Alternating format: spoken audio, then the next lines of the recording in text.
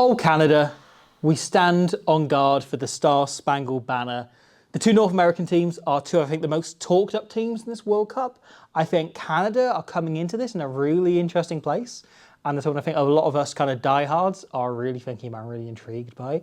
And the USA flying under the radar a little bit, but quietly have a really strong squad and a really good chance to try and impress ahead of this World Cup kicking off in just a few days' time now. Yeah, really exciting prospects, the pair of them, because both of them play a very unique brand of rugby. Canada in particular, I think if you're a fan of the men's game who's new to the women's game, Canada are probably the team that will be a shock to the system most. Sure. When you watch them and you kind of, it takes your eyes a minute to adjust to how they play and to keep up with them.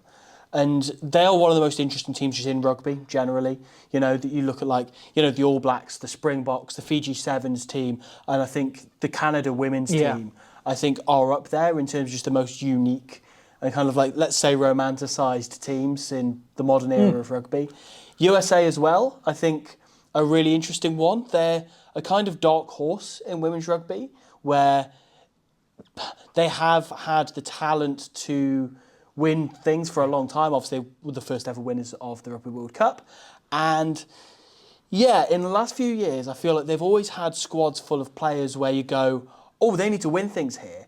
And something just slips up for them at the last moment. Yeah. And it's sometimes difficult to kind of see when they're going to go that extra mile and deliver. I think this USA team is in a really interesting spot because the talent they have there is stronger than the results they've been getting over the last year or so. They lost to Japan this year.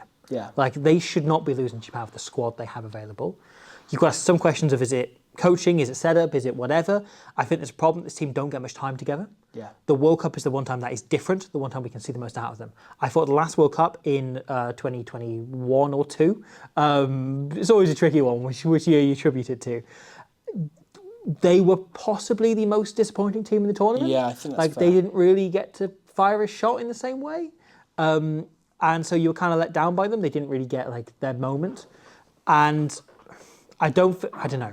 There's a bit of me that goes like as biased against them on terms of that, but also there's a level of me going like, well, they surely weren't that happen twice in a row, right? That they came into that World Cup some strong form.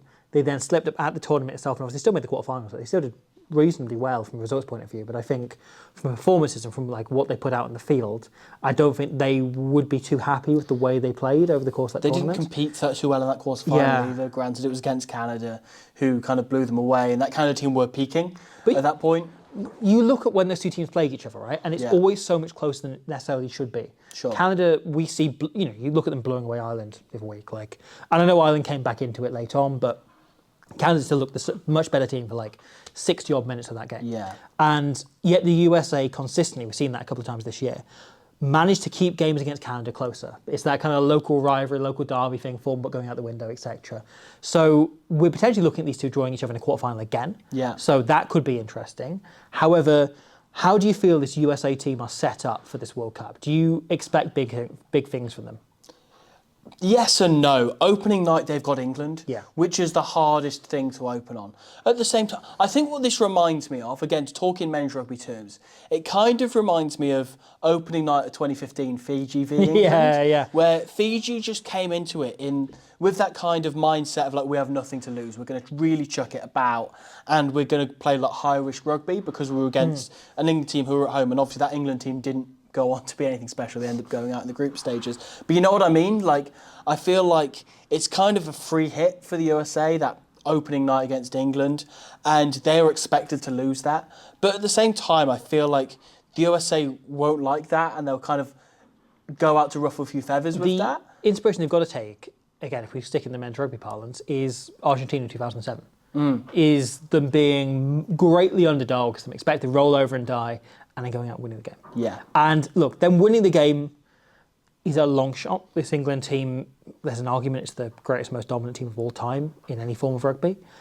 But the favourites for the tournament, to say the least. By probably a bigger margin than anyone else has ever been. Yeah. And yet there is a chance to disrupt them and get amongst them. And you think about Fiji in the last World Cup and the way on England's opening game, they went as massive favourites. And Fiji really dismantled them and scored some brilliant tries. If you find a weakness in this England team, then that is a kind of win in itself. Good luck to you doing that. 100%. But what Fiji did is they managed to get in amongst England by playing a completely different picture, to what their defence was used to playing, right? And it threw their game off. Granted, I don't think that would happen now, but the thing is, you look at this USA team, and you look at some of the personnel in it, right? And you look at Aleph Kelter, who's been on brilliant form. You look at the interception try she picked off against Canada a few weeks ago, which was as good as any you'll see. Her ability to read the game from any position, tackle, defence, as well as the pure kind of athleticism. Yeah. She's maybe lost the yard of pace from the play she was 5 years ago, but she has lost absolutely nothing else, and perhaps gained some rugby intellect as well. She is the perfect inside centre in a way. That her lines of running and to distribution are equally good as each other. Yeah. And defensively, she's the defensive leader for the USA. She has been for yonks now. Even when the USA played against England in WXV last year, she was the standout player. And against Canada earlier in the summer, I looked at her and still I'm like, oh no, she is one of a world-class centre. She's one of the best in that position in the world. I'm really interested to see the partnership between her and Alona Maher growing as this goes along, because Alona Maher hasn't played that much 15-a-side rugby, certainly not that much as a 13. She's got 1 or 2 games at Bristol there in PWR, was mainly playing as a winger instead, and she comes straight into the USA squad as a 13. That is the position that they've looked at her in. I think her skill set suits 13 best. I agree.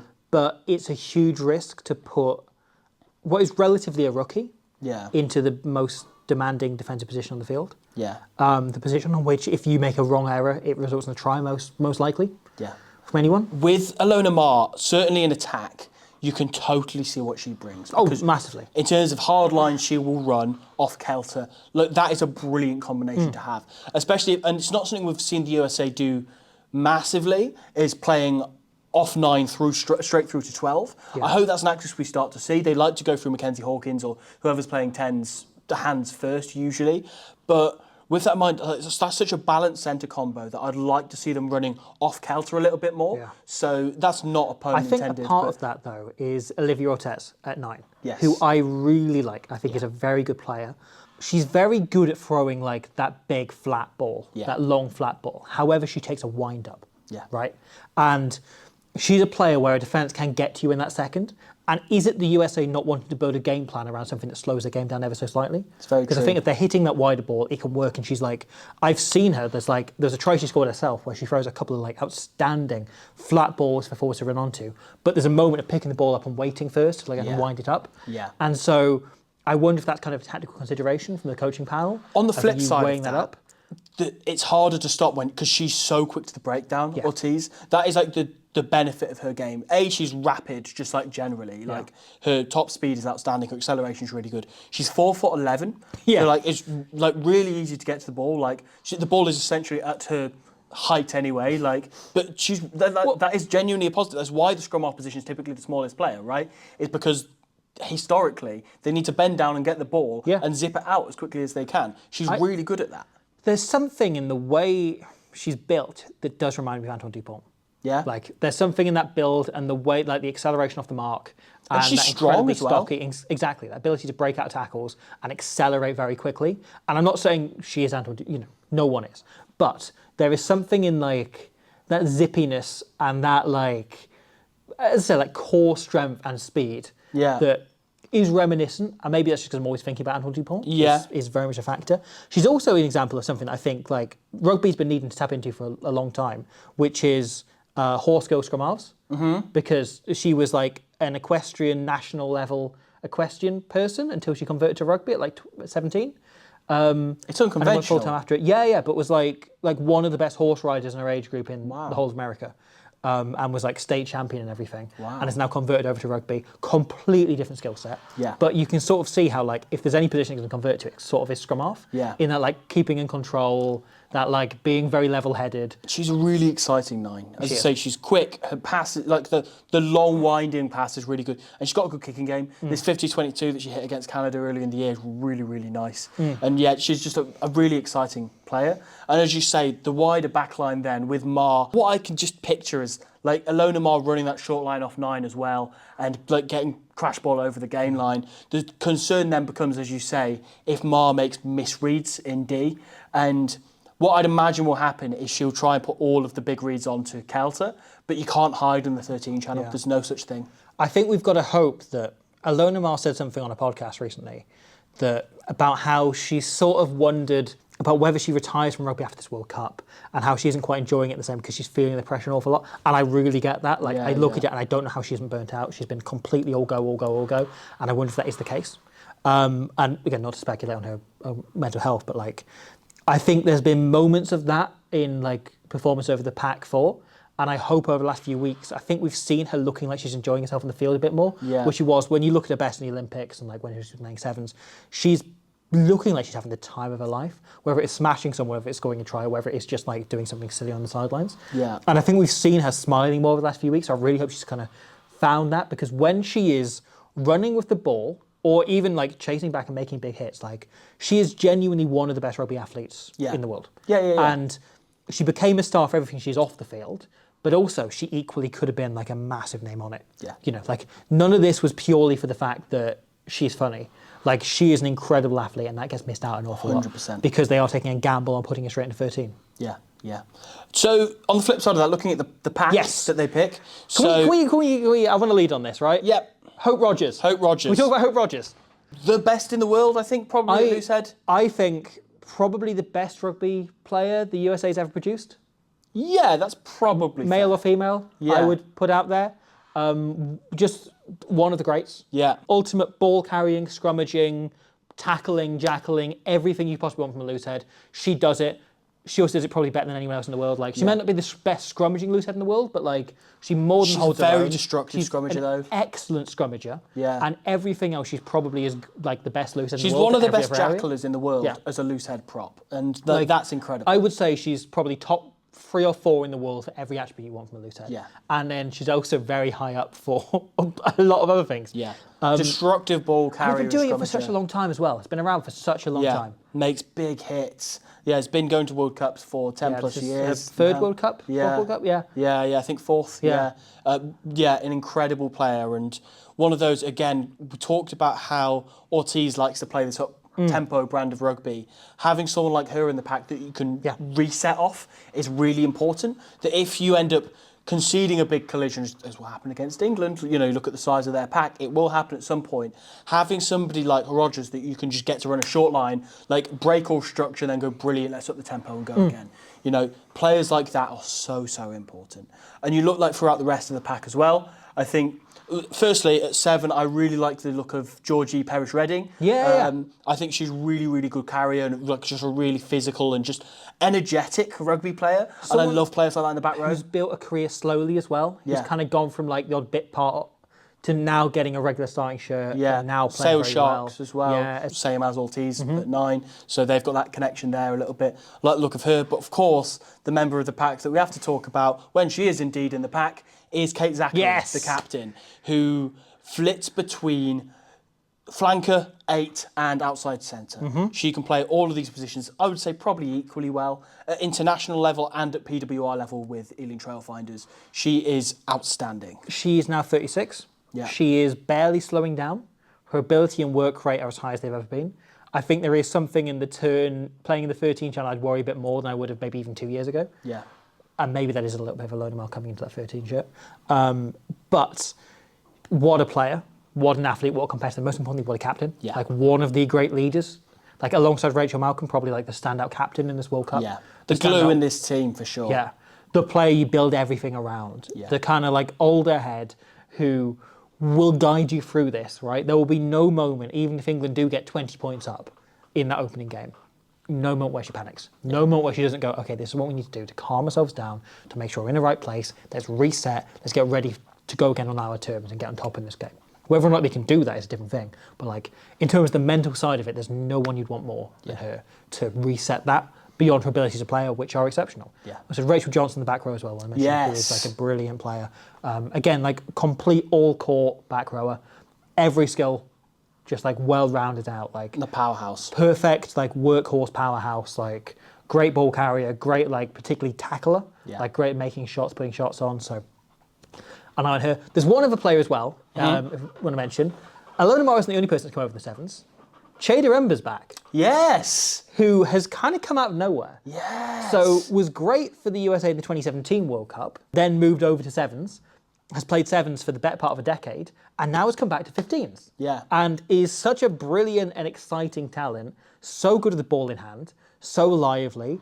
And then like her offloading game as well, her ability to draw in tacklers and like passing and thinking about the game as well. And I think she's flown under the radar because she's taken the same path as Mar, and obviously isn't alone in Mar. But just like a little spotlight on her because do you remember? I think footwork and gas. Footwork and gas. One of those incredible like multi-sport athletes was like a top-level basketballer and then played in goal for like one of the best teams in like USA like college football, college soccer, I should say, until like taking up rugby and being like, oh, holy shit, I love this, and going pro with that, and that being her choice. So, an incredible, incredible athlete, and an incredible rugby player. So, I think the conclusion on the USA is a really exciting backline. The pack need to back up here. They need to like allow them to express themselves and play at some tempo. Well, we've pulled out maybe 4 or 5 names there, right? Yeah. And there's a few names we haven't mentioned, and that's sort of for a reason. Yeah. I don't mean to be too harsh, but like you need some of the names we haven't mentioned as standouts to stand up. Yeah. And to live up to the standards of Hope Rogers and Kate Zachary and Rachel Johnson and so on. If you're picking one player to look out for, if you've never seen women's rugby before or seen the USA play it, who would you pick out? One player? Alice Kelter, I think, probably. Okay. I was going to say Hope Rogers. But it's Hope Rogers, obviously, because she is the greatest player the USA has produced. Yeah. But I think Alice Kelter, from a kind of excitement machine point of view, ability to do everything, someone you can look at and instantly get. And be like, oh, she's making huge defensive shots. She's popping up. She's making far more like she's not a player you send in on a carry and you expect to make 1 meet, she'll make 5. Yeah. You know? As well as make a weird, inexplicable line break. Or she'll just all of her line breaks are inexplicable. Yeah, I can't explain. They're all she's wrapped up and then she somehow like skeletals out of the tackle. Crazy. A word I've just made up and someone goes through. That word nearly has Kelter in it. So Skeletals. Skeletals. Well done. Yeah. That's what she does. That's what she does. So. That's the USA. Yeah. We should look at one of the dark horses for the tournament in Canada. Now, friend of the channel and one of the biggest rugby experts in the world, Jess Hayden, whose book is here. Hello, Jess, if you're watching. We had a conversation with her recently where she said she predicts that Canada will get to the final, play against England, and be leading at half-time in that final, and then probably go on to lose it to England, right? And that is something that I heard and I was like, oh my God, now you hear it. I completely get that. I had a feeling about 2 years back that Canada would be the finalists that play England now. Yeah. And their path to the final would likely be, this could all fall differently. They could lose to Scotland, Wales and Fiji, who knows. But their path to the final is likely USA than Black Ferns. Okay. And I think that is more manageable than playing England. The ideal path obviously would have been that they got France, the quarterfinals, a team they can definitely beat. They're currently the number 2 ranked team in the world, yet everyone does expect them to lose to the Black Ferns, who obviously are reigning world champions, have won, what is it, like 6 World Cups, you know? Basically dominate the competition. The thing is, if I were to assign one personality trait to this Canada team as a whole, it's that they thrive under pressure. When the spotlights are on, that's when they turn up. You look at the semi-final, which they eventually lost against England in 2022, was their best game of the tournament. They turned up and gave England a genuine fright. Yeah. Last year in WXV1, they gave England a fright again. Jess Breach went on her podcast Rugby Rodeo that she hosts with Ellie Kildunn and said that's the one time in her England career she just felt scared. Yeah, she thought she was going to lose. So much pressure on England to win every single game that they play in. And Canada had them tied up. They'd figured them out for 60-odd minutes, and then England pushed through and won it. Against the Black Ferns earlier in the year, Canada drew with them. And they beat them for the first time ever last year. Yep, clutch circumstances again, scoring a try in the last 5 minutes. And then obviously the Black Ferns got one back. But it's just one of those, they know how to get out of sticky situations. Think about the Sevens last year. I know it's a different team, but there's some overlapping personnel. Yeah.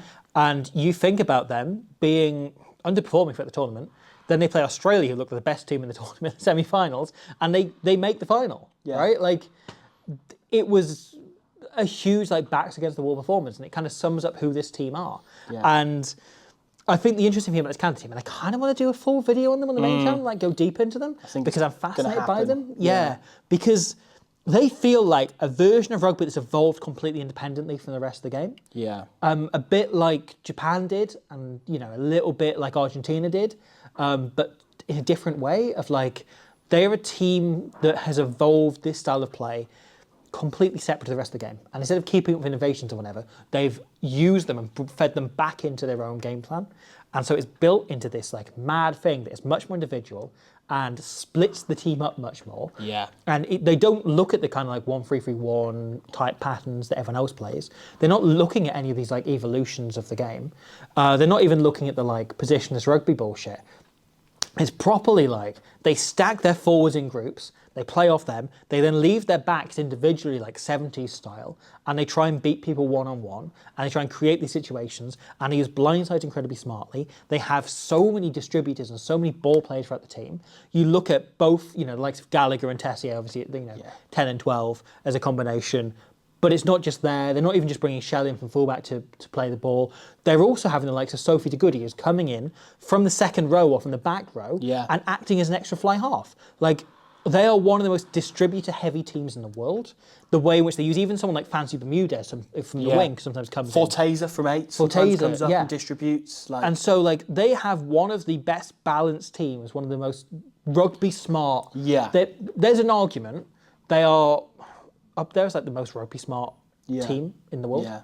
There's this thing of like when you coach young age groups, certainly in England, in this part of the world, there's a thing when you coach young age groups, you're taught not to pigeonhole your players. Sure. Because anything could change about them physically. If you've got somebody and you tell them when they're 10 years old, I think you're going to be a fly-half because you're a great kicker, then they have a growth spurt and they end up being 6'5", and then they end up getting in academy somewhere, they're going to convert them to play second row or back row, aren't they? Because they're 6'5", Something like that could end up happening. They could physically change at any point. Seb Davis syndrome. Yes, indeed. But Canada are kind of the team that most applies to at pro level. Yeah. That they have 15 rugby players on the pitch at any given time. And what you just said about having forwards who can then step back, get a bit deeper and distribute the ball, the same works in reverse. That you look at Claire Gallagher, you mentioned, is someone who's extremely comfortable running hard lines and taking the ball into contact. Alex Tessier as well is an extremely balanced player, isn't afraid to get involved with forwards groups. And I say forwards groups, like sometimes they just put them in pairs and they'll just put maybe 2 forwards and a back together. Even on their own. Even on their own. Yeah. I think Canada genuinely might be the most innovative team in rugby at the minute, like alongside the men's Springboks. Yeah. Like in terms of pushing the game forward, in terms of thinking about the game differently to everyone else. Kevin Royer, their coach, is doing like an unbelievable job with them. He's got them going up standards in terms of intensity and accuracy and just like keeping calm and just like rising to the occasion. But also from like a rugby intellect point of view, they're playing a style of rugby no one else is, and it becomes really hard to defend when you're not used to the pictures that they're giving you. You look at like try they scored against the USA, where the sheer simplicity of the shape, right? But it allows Shell to get on the outside and create the try, just from them creating like a one-on-one scenario, because their attack is not built in the same way as other teams, right? So no one's expecting to just give it to the fullback, like coming around on this line, who can then has the time nearly to get on the outside. Like, it's so smart. And then you look at how many dangerous players they got throughout that team. Yeah. You look at this try that they scored against the Black Ferns, scored by Delika Menin. Letitia Royer makes a really good carry to get on the front foot here. And look at Menin is in this breakdown. They fold around one time and Karen Paquan, another world-class player that we have to bring up because she's outstanding, runs this brilliant line between 2 of the heavier Black Ferns players to get 2 of their best tackles on the floor while still on the front foot. Then Menin just comes round onto the open side, runs a short line off 9 and barrels over from here. Just managed to isolate defenders, get some of their, as I say, bigger players on the floor so you can find mismatches like this. And then on the flip side, right, later in the same game, Canada do 1 carry in field here and New Zealand then overfold, expecting exactly the same thing to come. And you mentioned earlier their use of short sides. Alex Tessier, as usually a distributor, runs a short hard line off 9 here, and she wins the collision, offloads to Simmons, who then puts Asia Hogan-Rochester in the corner. Being able to balance those 2 things and call those shapes on the fly is huge for Canada. And once again, speaking of bullshit players and individualism, which is something they do have on this team, it's a weird one because they are so on the same page, but they're so willing to express individuals here.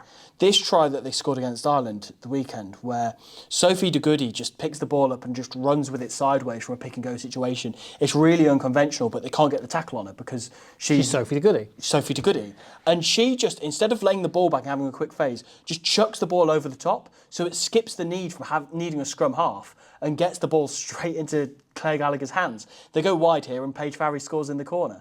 They've skipped that. The Ireland defence aren't used to this. They're not getting off the line. It's the same as like we've talked all British and Irish Lions tour, have the men's Lions and Wallabies have used blindsides loads. It has the same effect because it takes out the ruck and you don't want to overshoot there. You don't want to bring up your line speed in case somebody runs a line or somebody kicks it in behind. Or, you want to save yourself for the next phase because you'll be offside and you don't want to get caught off guard. So it completely negates like the way that teams like to defend in rugby because I know it's just an offload. I know that's all it is. But the way she lobs it like over a whole channel here, it's just so different. You've mentioned someone in passing over those tries. You want to talk about a bit more? Yeah. Flo Simmons. Yes. There is an argument. Flo Simmons is the form player in the world right now. I would agree with that. I think there's an argument, like men's or women's, she is the form player.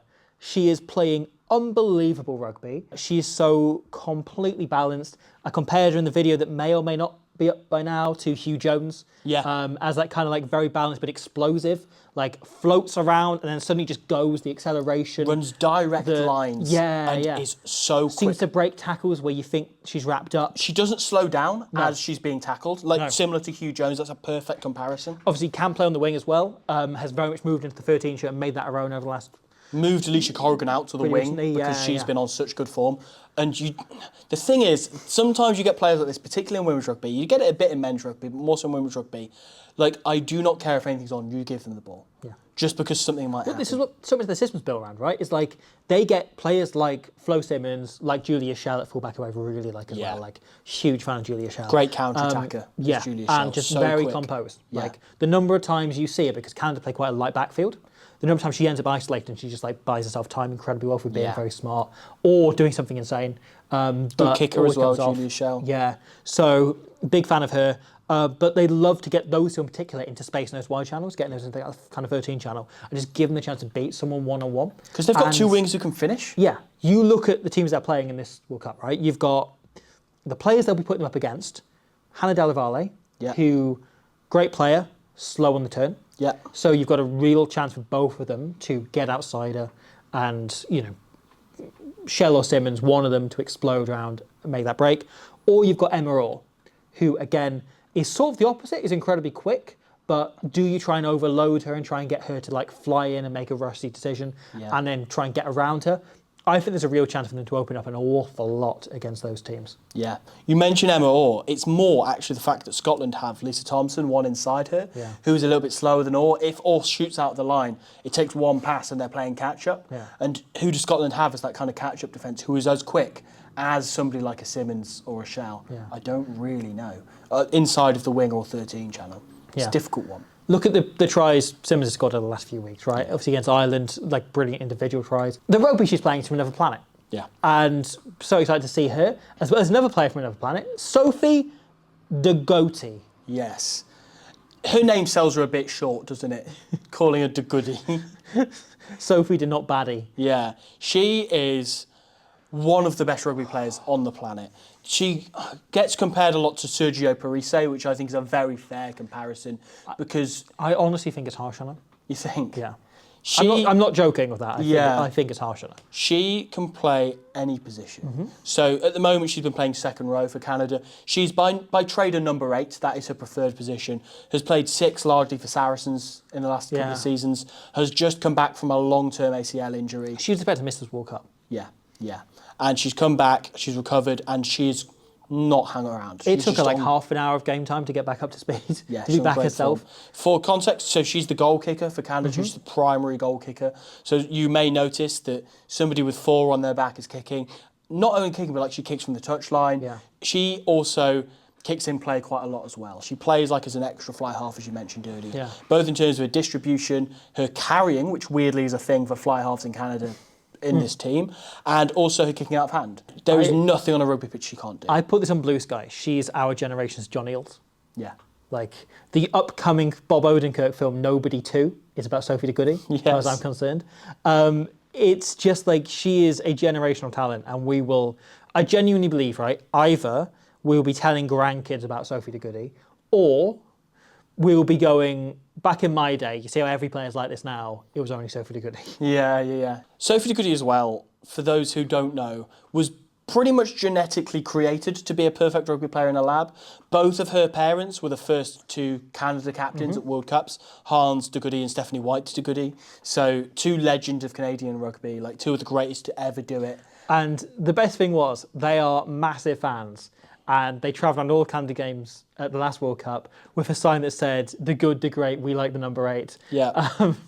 Just like cheering for her. They love minimalism like- in that family, don't they? Being They called truly de do. Goody Yeah. and being the greatest. There's an argument that they are, in one family, three of the top 5, if not 10, greatest The top Canadian rugby percentile players. of Canadian rugby players ever Yeah. are in the same family. Yeah. Obviously, her brother played for Canada as well. Yeah. Look, we've said everything there is to say about Sophie de Goody so many times. Yeah. Because she is so close to the perfect rugby player that it's almost quite hard to talk about. Like, there's players with rougher games are more easy to bring players up. Is there anyone else you want to bring up from a Canadian point of view? Alex Tessier. Tessier, yes. What a player. She's Let's going go. as captain in this World Cup. I like her as captain as well. I think she's very good at talking to referees. Yeah. I don't know if it's like Canadian polite genes or something, not to stereotype, but like... She is such a smart rugby player in terms of her kicking game, her passing game, her running game. Just knowing when, it's something really simple, like knowing when to stand flat and when to stand deep, when to run hard and when to hold your feet. Like all of those things are things that she's perfect at. And she's the ideal player to just mould this team around. Yeah. I feel like there are better players than her in this team, but she's the most important player. Agreed. She's the player that if you took her out, the team would like crumble the most. Whereas for having her in there, just everybody else has a role that they can play around her. Boag and Tutasi as hookers, who I think are both great. Tutosi had a great World Cup last time out. I thought was one of the real standout players in the whole World Cup. And then obviously they've now got Boag as like a second option there, so two hookers as a kind of like back and forth between the two of them. Speaking of competition positions, that's a rhyme and a half. Justine Pelletier and Olivia Apps as the two 9s. Two very contrasting 9s, but that's great for Canada because it slightly changes the way they like to play. Apps, a former 7s player, likes to kick the ball quite a lot and is quite abrasive around the park. She's a really, really good player. Pelletier is really sharp and likes to take little gaps. Scored a lovely try against Ireland from a little snipe as well. Incredibly alert, incredibly lively, but also very good at just like controlling the game and telling her forwards what to do and keeping on top of everything. A player who you get the sense like has an incredible feel for the game. Incredible feel of like what's going on, where the game's going, where momentum is. Like feels it at all times. Fortes are at 8 as well. I think her form's kind of what's pushed Sophie de Goody into the second row. She's been playing just unbelievable rugby. Incredibly abrasive, incredibly good like in the contact, like at just riding a contact through once she is hit, whether that is bouncing back out or just like getting on top and like riding it for an extra metre or just for a good ball presentation. Really, really good like technical contact player, but also big ball carrier. Very decent step on her as well. Like, and a surprising turn of pace. You look at the break she made that led to a try against the USA. And then I thought she was exceptional against Ireland as well. I thought she was one of the best players in the park. I'm really excited to see her go alongside Karen Paquan at 7, who is one of the greats. Again, a bit like Kate Zachary, like has been around a very long time, has been competing for every single ball in every single game for a very long time. And yet has not slowed down at all. Has a turn of pace on her. That's kind of a point of difference of hers. She's kind of a perfect 7s player in a way, and it's translated really well to 15s because she's brilliant over the breakdown, both sides of the ball, like really good in the ruck, really dominant tackler, and her speed sets her apart, like off the ball more than anything. Like she covers so much ground. We mentioned Julia Schell, but I want to mention the other back 3 options. So Alicia Corrigan, outstanding. Paige Farries, outstanding. Fancy Bermudez, outstanding. Fancy Bermudez, one of the best names in rugby. And some of the liveliest feet. I'm going to make a bullshit comparison here. She is the most Argentine winger at this World Cup. Oh, hello. In terms of the way she runs with the ball, she reminds me of an Argentine men's winger. That's very like high praise. Very balanced, like deceptively quick. You can't quite tell how fast she's running. I'm excited quite for effortless. a bit of fancy footwork in this World Cup. Paige Farries and Alicia Corrigan both play for Saracens and are both fantastic players. Farries, I thought, had a superb World Cup last time out and has kind of kicked on since then. Proper finishing winger. Has that like shock of red hair as well, which is like great fun to see it coming down the wing, kind of steaming at you. Really distinct. Like you won't watch a game where she's playing and go, which one's Paige Farries? You know, like she is incredibly She's also a memorable. really exciting character as well, like off the pitch. I really Yeah. like Paige Farries. Yeah. So, is that the players we want to pull out? Yeah, I think so. Apologies to the 4 Canadians we didn't pull out. We'll talk Yeah. about you later in the tournament. We will. It wasn't deliberate, I swear. Okay, if you're picking one stand-up Canadian, though, who would it be? Again, I said that I think Tessier is the most important player, but the player to watch has to be Sophie de Goody, doesn't it? That has to be the player that we pick out. If you've not seen the Canadian women's team before, go and watch Sophie de Goody's highlights package. You will be blown away by how good she is. I agree with you, but also I'm going to say Flo Simmons. Yeah. Because I think I like that. on form, she's been playing unbelievably well. A year ago, you wouldn't have said Sophie de Goody either because she'd be injured. But a year ago, you probably wouldn't have pulled Flo Simmons out and gone like, she's the star. But now she is the goddamn star. Yeah. I love that. Here's the question, right? How far can Canada go in the World Cup? Do you think they can win it? They can win it. They can win it. Do I think they will win it? Not necessarily, but you'd be stupid to say they can't. It would be the rugby story of the decade if they did it. It would be. Of course it would be. But they can do it because, as I say, they thrive under harsh conditions. Yeah. And you can't tell me there's no world in which they play England in the final and England, who have been bubbling up this pressure by playing so unbelievably well for 3+ years, and they have to win this World Cup, that it gets to them. Yeah. And they start dropping balls and they start quaking at scrum time and line-out time. I think how Canada do in this World Cup depends on the Black Ferns. Depends not on how good the Black Ferns are, but how much focus they put on Canada. Yeah. In the last year, Canada have drawn and beaten them in the last 18 months, right? Yeah. In 2023, the All Blacks, the men's team, I don't know if you've ever heard of men's rugby, it's pretty shit. It's woke. It's just a worse version of women's rugby. The All Blacks got so fixated on Ireland beating them in New Zealand twice and then a couple of times at home as well in Ireland. And they went out and they devised, and they spent months working on this, a completely different defensive game plan that they could drop into place for that one game. Yeah. Right? And then they went back to the usual defensive game plan for the semi-final against Argentina. But for one game, they got ready and were like, okay, this is how we shut Ireland down. And for months, they drilled a plan B game plan, and it got them to a World Cup final because they were able to beat Ireland there and win that game tight conditions. And Ireland did the opposite and said to Eben Etzebeth, we'll see you in the final, thinking they would be able to just beat the All Blacks. And I think, right, there's a very good chance Ireland win that game, if not for the All Blacks making that huge risk and taking a huge sacrifice on it. However, I think that is probably what the Black Ferns need to be doing. The Black Ferns are good enough to win that game without that, but we've now seen it repeatedly. Canada have kind of become their bogey team. Canada have kind of become the team that they possibly should be beating. You know, kind of similar level, but like you'd think the Black Ferns have enough talent to be winning that. I think certainly even though Canada above them in the world rankings, a lot of us kind of like do mentally think Canada's the third best team in the world rather than the second. Yeah. And yet, time after time, we have seen the Black Ferns come out and be caught off guard by what Canada bring against them. Yeah. And I kind of think it comes down to like, are the Black Ferns already prepping for that semi-final and going, if we play Canada, this is what we're going to do. We're going to change our game plan, we're going to switch everything up, and we're going to play this way. If they do, I think they win that and they make the final. If not, who knows? On the condition that Canada beat Wales on round 1, Yeah. I want them to win this World Cup. Yeah. But only if they beat Wales in round 1. If not, Wales are going the whole way. I want Wales to win the World Cup, Yeah. but if not, I want Canada to win it. Yeah. Like I will be behind Canada all the way once they're in the other semi-final, and you know, obviously It's World Cup time. it's World Cup time. Happy World Cup time. Happy World Cup time. Alicia Corrigan, how are you feeling? I'm not Alicia Corrigan, but I'm sure she's feeling well. When I say the name Alicia Corrigan to you, how do you feel? Oh, sorry. Yeah, good. I'm excited to watch her play. Yeah, and if you were Alicia Corrigan, how do you be feeling right now? Pretty pumped, to be honest, but also scared of Wales.